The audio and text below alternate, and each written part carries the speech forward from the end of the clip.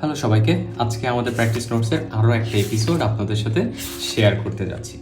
So আজকে আমরা একটা রিয়েল লাইফ চার্ট অ্যানালাইসিস করার চেষ্টা করব যে আমি কিভাবে এই সেট আপটায় আমি একটা ট্রেড এক্সিকিউট করলাম।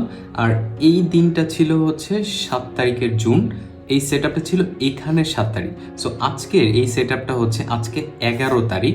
সো এই 11 তারিখের সেট আপ যেটা রানিং ডেজ, এই সেট আপটা আমরা একটু এক্সপ্লেন করার চেষ্টা করবো যে কীভাবে আমি এই সেট আপটাকে প্ল্যান করছি। সো আমরা একটু খেয়াল করি যে এই সেট আপ আসলে হচ্ছেটা কি। আমরা যদি এখান থেকে একটু কাউন্ট করার চেষ্টা করি তাহলে যেটা হবে, আমাদের এখানে আমরা ওয়েভ 1 পেয়েছি, যেটা কিনা একটা ডায়াগোনাল আমরা বলতে পারি। এখন ডায়াগোনাল কি জিনিসটা বোঝার আপনার কোনো দরকার নেই, জাস্ট আপনি বুঝেন যে এটা ওয়েভ 1।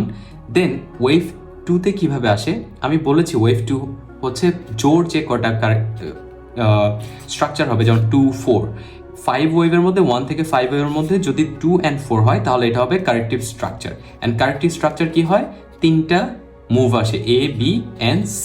তাহলে আমি যদি খেয়াল করি আমার A1 কমপ্লিট, দেন আমরা লুকিং ফর 2। এই 2 যদি আমি দেখি তাহলে আমার এই স্ট্রাকচারের এখান থেকে শুরু করে এটা হবে আমার A, এটা হলো আমার A, দেন আমার B, দেন আমার C। তাহলে আমার C কমপ্লিট, তার মানে আমার কি হলো, আমি 2 পেয়েছি। এটা হচ্ছে এলিট ওয়েভের বেসিক্স। সো কারেক্টিভ স্ট্রাকচার হলে 3টা ওয়েভ হবে, আর যদি ইম্পালস হয় তাহলে 5টা ওয়েভ হবে। তাহলে আমি 1 and 2 পেয়েছি। দেন আমরা কি খুঁজতেছি, আমরা খুঁজতেছি ওয়েভ 3। ওয়েভ 3 যদি এটা হয় আমার 1, এটা হয় আমার 2, দেন আমার ওয়েভ 3 হবে উপরে। অ্যান্ড ওয়েভ 3 রুলসটা হচ্ছে এইটার সবচেয়ে বড় ট্রেন্ড হয়, অথবা এইটার সবচেয়ে বড় ভলিউম হয়। আপনি যদি একটু খেয়াল করেন এই পুরো স্ট্রাকচারটা কিন্তু বিশাল বড়। সো এই যখন বড় একটা স্ট্রাকচার হবে তখন ধরে নেবেন এটা হচ্ছে ওয়েভ 3। সো ওয়েভ 3 সেট আপটা আসছে, দেন আমরা কি লুকিং ফর কত, আমরা লুকিং ফর হচ্ছে 4। সো 4 এর রুলসটা কি, যে 3টা স্ট্রাকচার হবে, 2 and 4 3টা স্ট্রাকচার হবে। তো আইদার আমরা এভাবে লুক করবো যে A, আইদার B এখানে হতে পারে, ওর C এখানে হতে পারে।